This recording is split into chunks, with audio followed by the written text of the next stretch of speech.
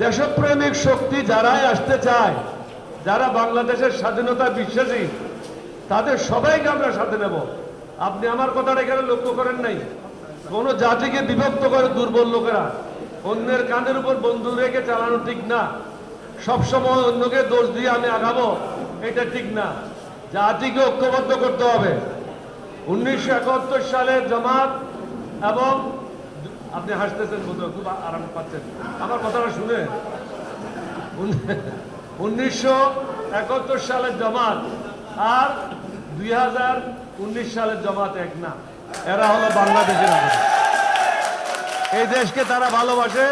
তাদের মধ্যে অনেক সংশোধনী আসছে এবং তারা নিজেদের মধ্যেও বসে সিদ্ধান্ত নিচ্ছে। তারা দেশপ্রেমিক শক্তি। তারা নিশ্চয়ই, আমরা আশা করব, যারা দেশকে ভালোবাসে, বেগম জিয়াকে মুক্ত করতে চায়, দেশবাসীকে মুক্ত করতে চায়, যারাই আমাদের সাথে আসবে সবাইকে আমরা সাথে রাখবো, কিন্তু দালাল বেঈমানদের না।